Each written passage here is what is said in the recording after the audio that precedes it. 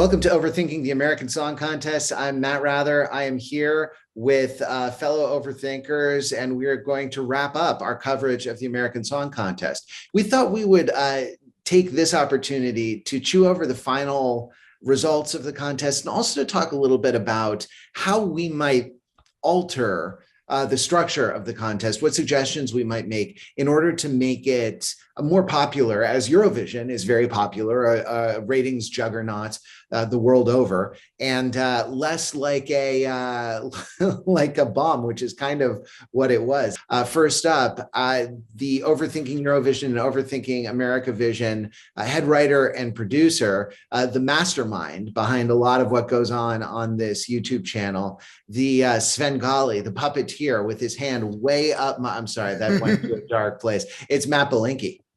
It's a vivid image to tee me up with. Here's the thing. I came to feel that the biggest problem with the American Song Contest is that they insisted on the songs being surprise reveals during the contest itself. That like they would premiere. I mean, technically you could see them online the morning of, which we did in order to like prepare for the show.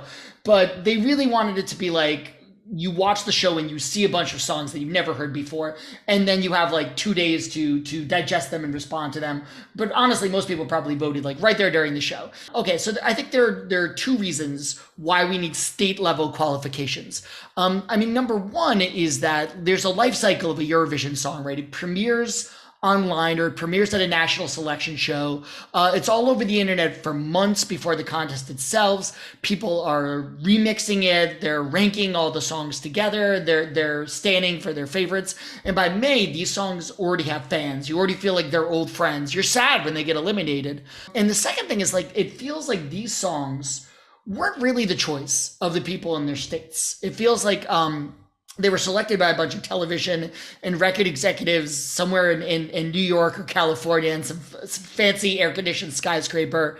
And part of what makes Eurovision special is since most of the songs come out of national selection shows, it feels like they have a certain level of authenticity, maybe even authority, that this is a song that the people of Finland really love, right? And so that when Finland sends Lordi to Eurovision, it means something because it was picked.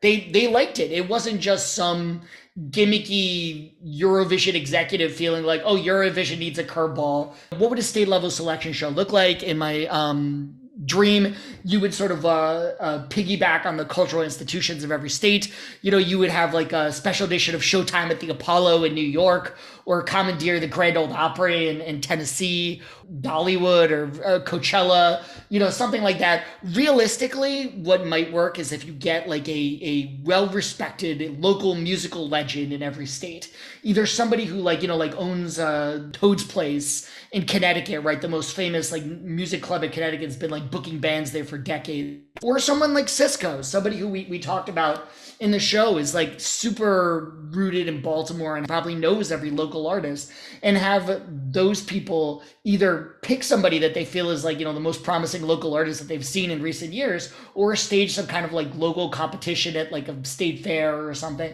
So 50 selection shows, Matt, that's a lot. I mean, you're 56 to be 56. exact.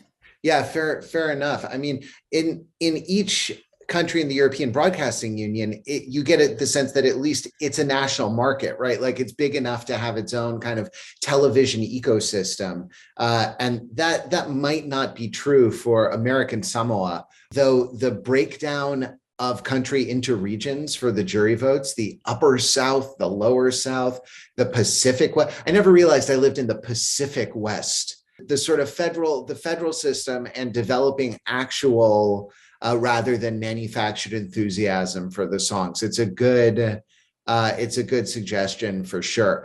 Pete Fenzel also with us. Pete, what is your prescription for what ails the American Song Contest? Sure. Americavision is coming into an environment where a whole bunch of competition shows about music already exist. It's not like Eurovision where it gets to be the kind of granddaddy, grandmama of all of this stuff. It has to come into a realm where this stuff has already happened, and there's already lessons that you can pick up from the shows that already exist that you might be able to adopt or adapt to in this one. And one of the big pieces, I think the piece that was really missing from the American Song Contest, is so much of the show is the judging. So if you're watching, I just finished watching the premiere to Barbecue Brawl on Discovery Plus, which is season 3 of I think my favorite barbecue competition show on Discovery Plus. There's several. In order to taste the food in the cooking competitions, you want to have the judges interpolate it for you, right? And with a singing competition, you would say, well, you can hear the song, except half of American Idol is what the judges say about the acts, right? And then how you might agree with it or disagree with it. Now, of course, you can't just play in that sandbox because this is a new kind of show. It's not going to be American Idol. But let's just step back and look at what juries are supposed to do, right? The purpose of a jury in this kind of contest with Eurovision and such is to maintain a push and pull between the eyes of the public, which are like sort of a swarm of bees going after a frisbee, right? It's like, oh, I like this one. Oh, I like this one. And then they need to put on a show with integrity, a show that feels grounded, a show that feels watchable, right? So the jury kind of wants to be that hand on the tiller that kind of keeps everything pointing in kind of a general direction, right? I think that the jury, I hesitate to say it needs to be more transparent, because that just sounds dry and uninteresting.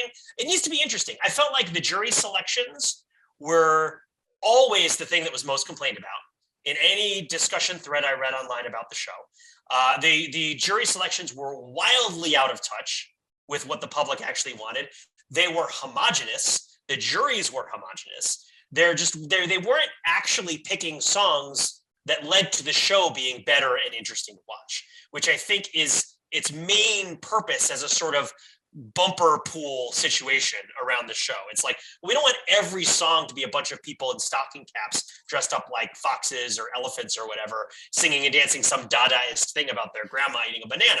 You know, like it's we can't have every act be this, although why not? But we can't really, right? We want it to have some juice to it. So, I mean, I think that it connects to what Matt's talking about with the state representation, the state nomination process. What's the salient political division? Like, are you regional? Are you state? They introduced the regional juries in the finale, but they weren't present for the whole rest of the show. Nobody kind of knew who was on there.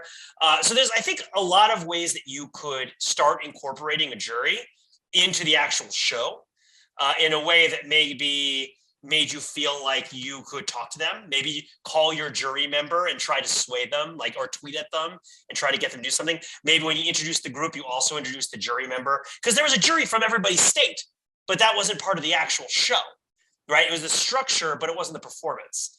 And if you insist on the jury being anonymous, then like, play that up, make it theatrical. Like, look at the silhouettes and it's like a cowboy and like a fisherman and like someone with giant Dolly Parton hair and, someone with a giant church hat, right? Like, yes, all these like characters. The point is that the jury should be a character if they're going to be that important. The regional juries, I think the point of them was to diminish the effect of the jury on final voting. Like in Eurovision, it's 50-50 juries versus televoting, and here that would have been the same, but the top song by the juries was Alan Stone, and he had on the order of like 100 points and change in the end. The smallest award from the televoting was 200 points or something like that. So like the jury vote would have tipped it in the case of a really close heat between two songs, but it wasn't going to be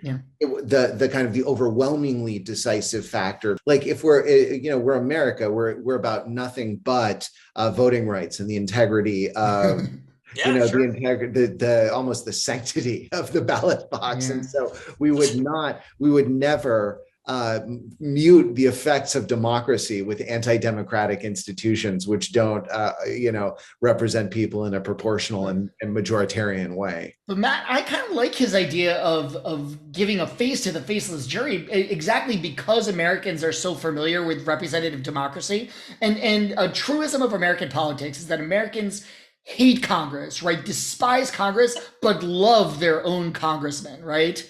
Let me offer mine. I don't know if this is feasible or even desirable for anyone else me, but I think television is lousy with singing competitions. What we don't have is a song competition. And now that we've had the American Song Competition, we still don't have a song competition on American television. I think that we, to a certain extent, people were reacting to a performance of a song. And I guess like maybe this is a completely academic distinction, but I think it's an important one. The difference between like a song, which is kind of like a play, a script of a play, and a performance, which is like a performance of a play. And you can see a Shakespeare play with different emphasis, and you can see different actors or actresses try to do things, and they illuminate facets of it. And the Grammys make that distinction, right? They have Song of the Year and Record of the Year, and those are two different things.